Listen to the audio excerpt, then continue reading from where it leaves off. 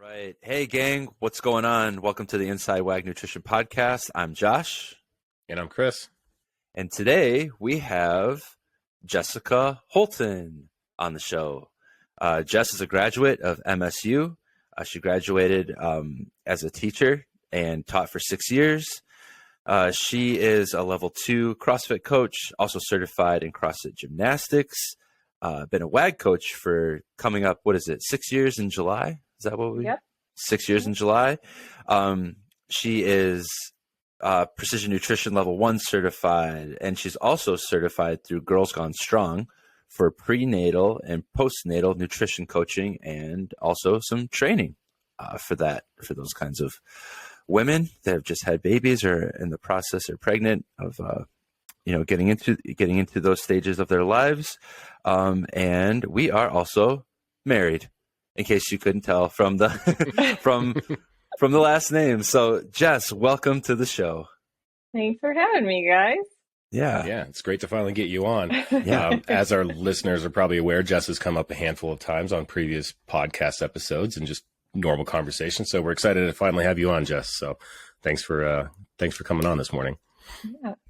All right. So the first thing we want to get into, it's a pretty obvious answer, but who do you live with and where do you live? Well, I live with my husband, Josh, and we have a 3-year-old son, Milo. And soon to be, we'll have another little one in our household as well, because I'm pregnant and we're due in early June. Yep, little girl. So that's incoming. Very exciting. Yeah. And then just other than that, just a sassy geriatric tabby cat named Kona, who's 18 now and still kicking. Wow. Yep. Yeah. She's had 9 lives for sure. I think she made a guest appearance on the Matthew and Jordan's episode. In Jordan. You can hear her in the background, actually. Oh, yeah. She's sleeping down right under my desk. So it's very possible you could see a tail kind of go by the screen. But yeah, we live in northern Michigan in Traverse City, which is very snowy and cold right now, but it's beautiful. We get 4 seasons, so summertime, like, you really can't beat it. So yeah, I love that. I'm curious, how does Milo feel about being a big brother? He seems to be excited about it, but we don't think he knows exactly what it means. So right now, Sissy is in mama's tummy, and it's, she's not vying for our attention as much. And so maybe when she comes along, it's going to be a different story, but right now he's excited. So yeah. Not quite accepted nor really understanding what that means. So his world is going to break wide open. Yeah. We'll see how he feels about it once she's here. So that's going to be fun. June. That's going to be here before we know it, man. I know. That's crazy. Coming quick. I think on one of the apps that Jess uses, it said 89 days or something. It was we're wow, it's coming up so fast. Yeah. Baby countdown. That's wild. Yeah. How fun. You guys are going to have fun, though. And Milo's going to love it, I bet. Well, another thing that we talked about a lot was that right when Milo was born, it was December of 2019. So it was very, very cold. And then just when things started to warm up, COVID hit and everything was locked down. So we were excited to have a child when the world isn't locked down, and it's also in the summertime. So there's we can actually get out of the house and, maybe do some things or go for walks, just little things like that we weren't really able to do before. So, might make it a little bit easier. That might be the part that makes Milo jealous. Because he's I wasn't brought into the world that way. That's crazy that you just get to you get all this freedom. I have to stay in the house. Yeah. That's funny. So it'll be great. We're very excited. I guess the next question we always ask our guests is, how did you get into the health and nutrition in the first place? And then we can kind of talk about coaching after that. But what was your first foray into sport, and then later on through college and your journey? How'd that go? So I went to a really small school. Like my graduating class was 52 people, which was like twice as large as Josh's because I think he graduated with 23. Wow.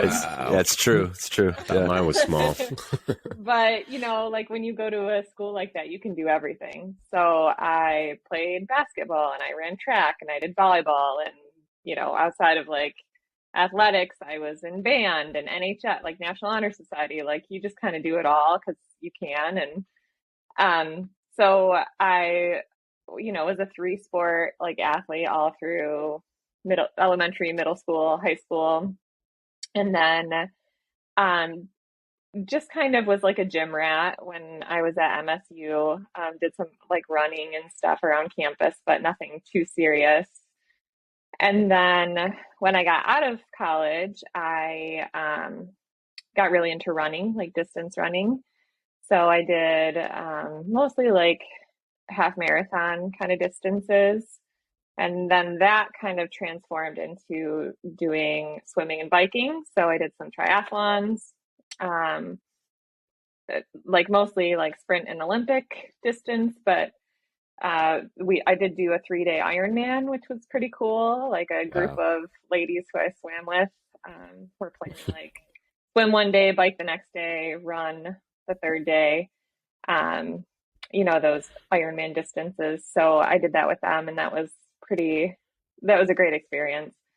And then, I wanted something in the wintertime to supplement all of that like endurance training. So I think Josh at the time was doing lifting, and like there was it wasn't CrossFit, it was a physical fitness facility right next to like a kind of a local gym called Fort Fit that we have in town. And so I thought, well, I'll try it, like just to, like make me stronger for my biking and swimming and running, whatever, just something different. And that was kind of like the beginning of the end. That was in 2013 or 2014. Yeah, I think it was, 14 stands out for some reason. So just kind of started doing more of that and less of the endurance stuff. And, got pretty into it, did my L1 maybe 2 years later through CrossFit, just for my own. I didn't even want to coach. I just, for my own like knowledge and experience. And by that time an actual CrossFit gym had opened in town that we joined. So like we had totally like drank the Kool-Aid, you know what I mean? Yeah. And now it's been about 8 years that I've done CrossFit only. I mean, a little hiatus into powerlifting in there and like Olympic lifting, but I feel my best and feel my most like athletic. When I did powerlifting, I just felt like I was made out of wood. It like was not for me. Like I just did not feel athletic at all. But and just the community, can't beat the community. So and we, in the midst of all of this, an opportunity came up. I don't know if Josh has talked about it on the podcast, but the CrossFit gym we were at they decided they didn't want to do it anymore, and they approached Josh and his now business partner Brad about taking it over. Oh, there's Kona. And so I could hear. Yeah. So fast forward to now, and they've owned CrossFit Due North for the last 6 years, so that's been our home. And that's cool. I don't think I'd realized that it was an exchange of hands of the gym, but I imagine in such a small town that probably wasn't a competition, gym around the corner or something. Yeah. And it was, a lot of the same people who were at that original functional fitness facility, Fort Fit, were also at that other CrossFit gym that opened and are still with us now. So that's pretty cool to like have a core like community of people who've been together for that long. So that's really neat. So I know you've been pretty consistent with CrossFit, and then you kind of like, dipping your your feet in the water with powerlifting and some other things, so the supplemental things. But how was that change from going from somebody who kind of chased the endurance, the cardio, the, kind of the rat race of cardio, if you will, and then finding this other sport that probably demanded far more of your body than what was that experience like, and how did that change how you looked at your nutrition? Well, what was interesting was that when I was doing all that endurance stuff, and actually it started in college, I was like vegetarian and even like leaning towards vegan. That's right. I forgot about this. Yeah. So, Yep. That was a phase of our lives. about a 10-year phase. Yeah. Wow. And so, that outside of like those guidelines, those parameters of like not eating meat and like for a period, like not eating eggs or dairy, like there was no macro tracking really. There was no MyFitnessPal. It was just kind of like, guidelines that we were following. And that seemed to work okay. But, you don't know, would I have felt better? Like if would I have performed better? Would I have recovered better? It's hard to know.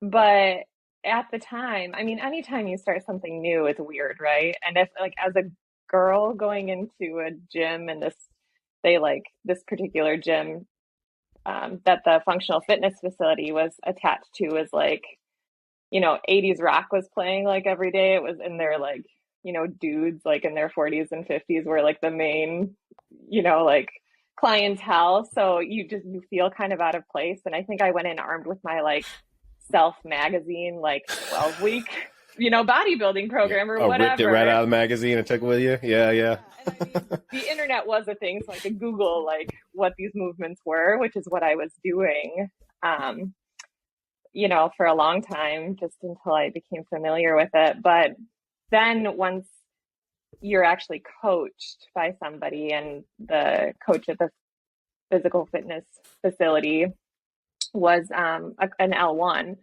So that was like a big change, was actually having coaching versus like when I was doing more endurance kind of stuff, I was just kind of solo on my own. And so it was nice to have some guidance, but yeah, it was a big learning curve. Like I was Googling a lot for a long time there, just trying to figure out what I was doing and leaning on the coach and the other people who had done it for longer. And so, yeah.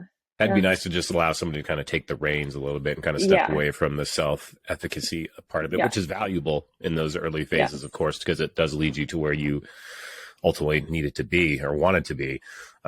It's that trial and error of giving things a try and just realizing what you actually love and stick with. So that's cool. Yeah. That's great. Yeah. I do remember this is pretty timely because we just got done with the CrossFit Open. One of the first workouts I did had wall walks in it. And I remember like, you don't use your upper body a whole lot when you're swimming. Yeah. But like biking or running, like not so much. Yeah. And my upper body was so destroyed after this like workout with wall walks. And it's like, they're still around. You know what I mean? Like, was that the clean and handstand push-up? Was it handstand push-ups? It wasn't an open workout. It was just like a class programmed workout that we did. Yeah. And I don't even think I remember did like that high now. reps, but I remember like shaking when it was happening. And afterwards, my lats just being so sore. So kind of funny, but yeah, we just went through that again. Yeah. Wall walks. Heard about it. Chris is like, yeah, I heard about it. Sounded rough. Well, yeah. Well, see you later. Yeah. So you're in college doing the running thing, got into CrossFit a little bit. What about as far as getting out of college and then work prior to WAG? How did that go? What was your like trajectory coming out of college? Well, I went to MSU to be a elementary teacher. So there was a little bit of a hiatus in there where I was looking for a job, but within a year found a teaching job at a local elementary school and taught like I had young fives for a year and then first and second grade for the rest of my time. So yeah, And then, so you were a teacher for 6 years. Yep. And then we got hooked up with WAG about the same time. I remember listening to that podcast with a D, and I think it was a Barbell Shrug podcast. I think just about every WAG coach that we've talked to has like referenced probably the same podcast. It's probably ended up being the same podcast. Episode, I think. Yeah. When we first heard about WAG, and then we signed up for the wait list. We were on the wait list for quite a while, if I remember right. We both got coaches at the same time. And then we were with WAG for a couple of years before we actually got interested in doing it. I like being coaches and kind of following that through. What was it like to actually make that decision to leave teaching and become like a full-time nutrition coach? It was a big leap. I mean, especially when I went to school, by that time I'd had my master's. So you invest a lot of time and energy, and your lifestyle and your friends and your community, is tied to one thing, and then to like kind of, it was just a big leap of faith to hope that it worked out. And also I remember telling my parents, like, I do this thing, this online nutrition coaching, and they're so like old school. They're like, they want to be supportive, but also like, what? You know what I mean? But by that time, like you said, we'd been WAG clients ourselves for such a long time, and we had subbed a little bit for WAG. Yep. So we had kind of dipped our toes in there. And I just thought, for one thing, it made such a huge impact, like, on our lives and on not only like performance and body composition, but just like confidence and that knowledge about food and about ourselves and our relationship with food. And I just like really wanted to pay that forward because I knew what a transformative thing it could be. And honestly, coaching is very similar to teaching. I mean, obviously, like, I had 6 and 7-year-olds, so it's a different ball game with like working with adults, but a lot of the same principles of like asking questions and like supporting people where they're at and like taking incremental steps forward. Like, a lot of those things paralleled. So it was a big leap, but I'm glad that I did it, and it has worked out. We're almost 6 years now. So that's pretty cool. That's a good point on the alignment of like your strong suit as a teacher and having that capacity to teach and to show people or children how to learn, right? It's not a matter of like, just telling them things, but explaining why behind things. So that makes a lot of sense why you'd probably be naturally inclined to want to pursue the coaching through WAG. But was there a particular point in your journey as a client with WAG that like kind of sparked this like idea that you could actually do this? And then that was like a kind of like an opening to be like, whoa, I never thought that was like an option? Or like, how did that process, like, how did you make your interest known that you're like, I want to try this out. I want to try to be a coach. Yeah. So I remember asking my coach, who was Kelsey at the time, who I think you had as a coach too, right, Chris? Yeah. Like, I remember just asking her, like, hey, what does it take to become a WAG coach? And so she kind of like gave me the lowdown on the process, and she said, I think you'd be great at it. And that was such a, getting that like verification from her, that like support from her was huge. That you would be a good candidate for that. I would, yeah. And by then I think I don't know if it was like 9 months in, 6 months in, like, but we had been like living it, like, you know what I mean? Like, really doing it, really went all in on it.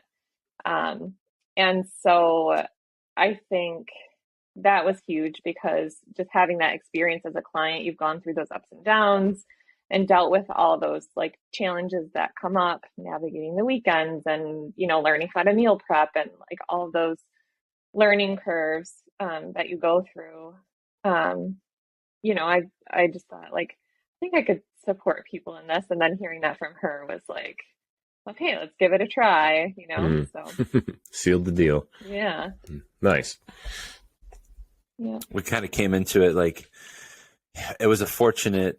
I mean, for both of us, the timing was good because WAG was really looking to like bring people on, you know. So it was kind of the timing, you know, matters, and so we both kind of like said, well, this is our shot, this is our chance, and so we, decided to go for it. But to Chris, to your point, I think it's so important. We've heard this from other WAG coaches as well, that like the sharing of experience, you know, it's very easy to go on the internet and find a diet plan or a macro calculator or something that is just like plug and play and you can go and do it. And for some people that works really well, but when you have someone that you're communicating with and talking to every single week that can say, like, legitimately say, like, I know exactly what you're talking about. Like it actually happened to me last week, you know, like that really makes the difference.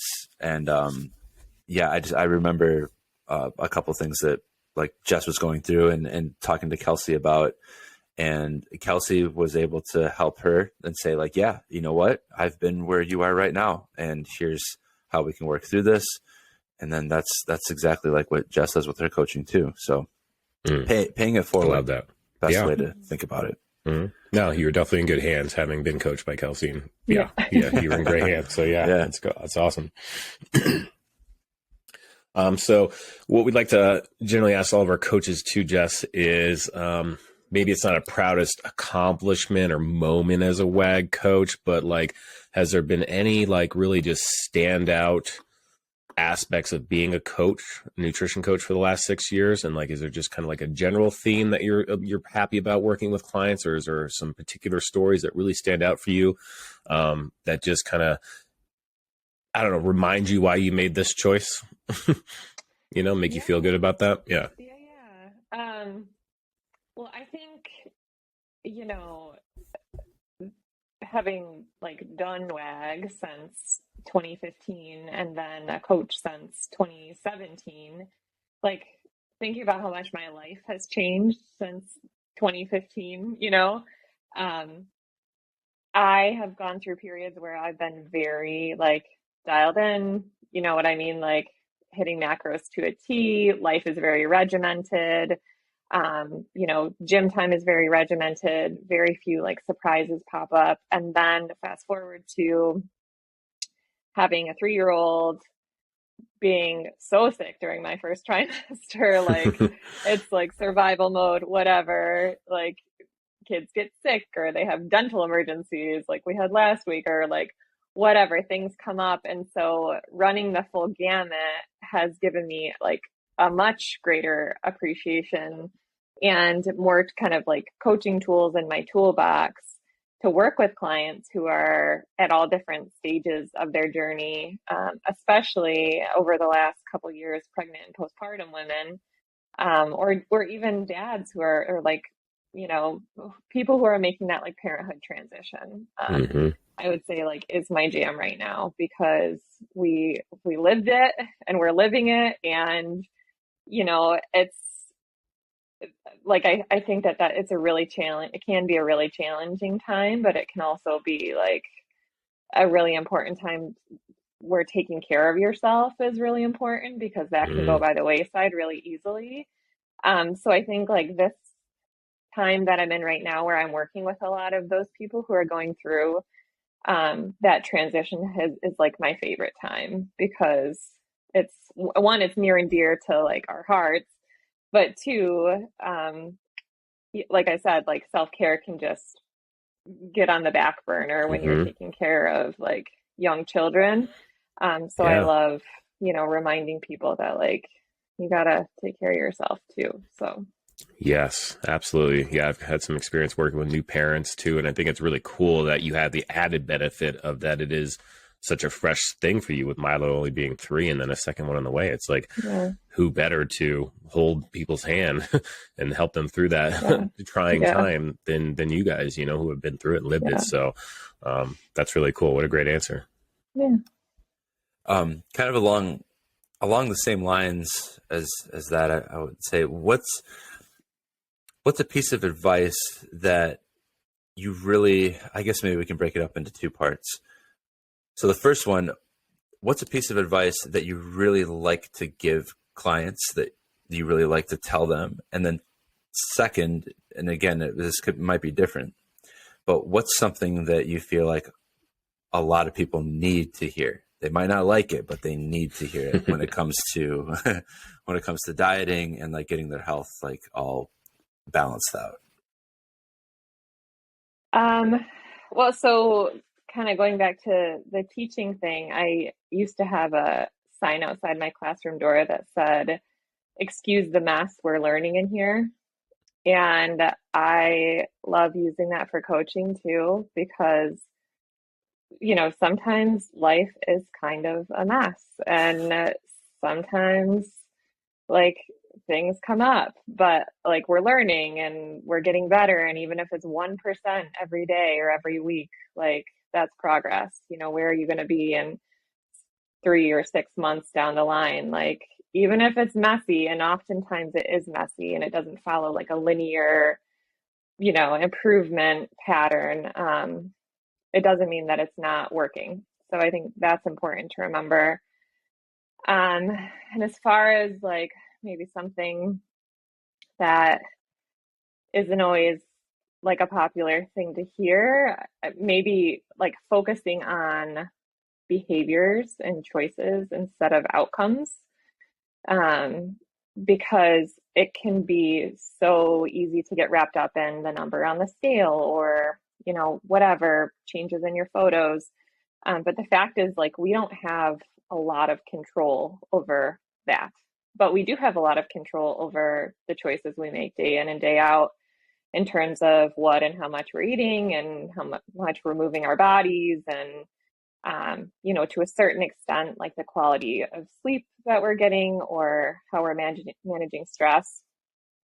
And those are the things that are going to move the needle, whether it's body composition or performance or whatever. So like, make a goal, put it on the shelf. So like, it's there. You can like see it every now and then, check in on it, but like focus on what you're doing, because those are the things that are going to impact whether or not you get there. So that's a really good point. Yeah. Beautifully said. The journey. Absolutely is. No, key advice in there. And especially to future parents or soon to be new parents, because it is filling your cup. So it may spill over into your child's life, hopefully, right? Like, you can't show up and be the best parent if you're just running yourself down to nothing all the time, which is a big part of being a parent. But you want to show up and be the best at it, then you got to put some work in there, So kind of a fun question we like to ask coaches too. Like, we got to know about you and kind of understand your history and, how your journey to finding WAG and the last 6 years of being a coach. But what's just maybe something out there unusual that people may not know about you? Oh, any crazy human talents or anything, or? Let's see. I mean, my superpower in the gym, I don't think I could do it right now, being like 6 months pregnant, but my superpower in the gym is that I can do Karen, which is 150 wall balls unbroken. Ugh. So that is my gym superpower. I don't like to do it, but now that I've set that standard, people know I can do it and they request it. So I feel pressure. Oh my gosh. How many times a year would you do it? I don't know, maybe twice a year.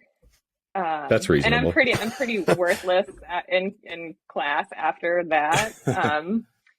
But yeah, other than that, during when I was at MSU, a friend and I took a semester off and moved to Hawaii for 3 months. So that was like very out of character because I'm very type A, like, you know what I mean? Planning, and like to be in control and whatever, but we like had an adventure and took some time out of school to do that. I can't whistle. I don't know if that's a fun fact, but That's great. That's so good. I know actually a handful of people who can't whistle. Yeah, can't Yeah. whistle. No. I love that. So. Have you ever made it a goal to figure out how to whistle? Oh, Yeah, that's good. I think when I was a kid, and now I've just kind of resigned myself to the fact that maybe it's just like not in the cards for me, which I'm okay with. Yeah, yeah. Of all Josh, the things, can you whistle? Yeah, I can whistle. Okay. Yeah, All right. So someone in the couple can whistle. Yeah. That's okay. Yeah, It may come up in life. You never know when you may need it. You never know. Yeah. I can't do, like the really loud ones. Like people will do like it. Like Yeah, I don't know. I don't know. Kind of. Yeah, I don't know how that works. No. I cannot do that, but I can whistle like a normal person. Yes. I can't even do that. Mine's like a, is it Winnie the Pooh? Like the one of the characters like whistles when they talk. Maybe it's the rabbit or something. Like that's what I sound like when I try to whistle. It's like air. Air passing through a pursed hole. Just nothing. No sound. Yeah. That's it. Yeah. Yeah. I forget about that. You can't whistle. Yeah. I forget about that. Yeah. Yeah. Damn, even Josh relearning things about his own life on the podcast. I love it. Well, now you got me thinking about the sport whistle, like how to do that. But there's a cool thing called YouTube. Maybe I'll look it up sometime. Yeah. Yeah. And I mean, obviously, like we spend a lot of time together. So, but for those that don't know us like super well, what's something that's happened in recent memory, like an experience that has been really fun or profound for you? Oh man. The dentist appointment last week doesn't count. Yeah, that was not fun. It was an experience, but an experience. Yeah. Yeah. I mean, having a 3-year-old boy is pretty darn fun. Like most of the time he's got his Halloween astronaut helmet on for breakfast at 6:45. So that's kind of like how we kick off our day. Yeah, I love when I see that. Oh my gosh. So cool. He loves it. And recently he's been getting like his like beach toys, his like the tubes and life jacket and whatever, and wearing those around the house. He's really excited about the beach this summer. But like I said, we just got done with the open, and for the first time since COVID had kind of brought back our Friday night lights at the gym, which was just super cool. Like, even if we had a lot of people show up and do the workout, like 20 to 30 plus on those nights, but probably like 2 to 3 times as many just come and hang out. And that's just so cool that people choose to spend their Friday night with you. You know what I mean? Like, and I do miss that. Yeah. It's just so cool. Just that community is huge. So, and we did this thing called the intramural open during it, where members were broken up onto teams, and you just do fun things like, like post a video on the Facebook page of you doing fitness in public, or wear your CFDN swag like outside of the gym, and you earn points for your team.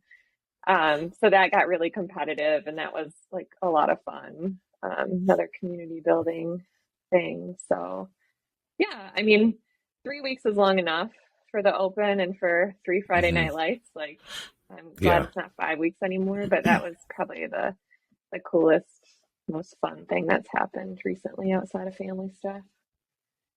Very cool. Yeah, after the last 3 years and so, that had to be a really tremendous moment, actually. Yeah.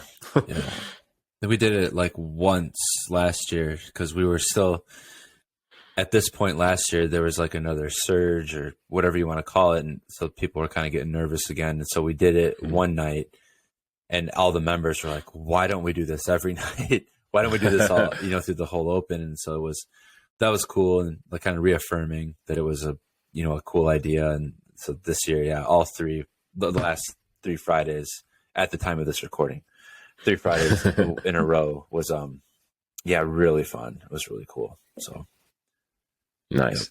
That's awesome. I'm glad you guys have that community. And Yeah, Milo and the new one will get to be a part of that as well too. So they're Yeah. just coming into the That's world right. and with a bunch of love and acceptance and support around them. So you guys got to love that. Yeah, totally. So, well, I mean, is there anything else, Jess, that you want to like share or, talk about as far as WAG goes, before we sign off?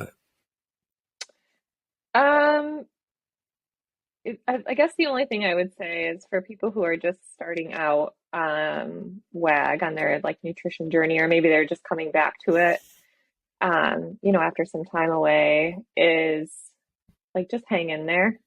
There's a learning curve, even if you've done something before. Like if you're at a different point in your life, it's going to look and feel different. So like just give it time and give yourself some grace and don't expect perfection.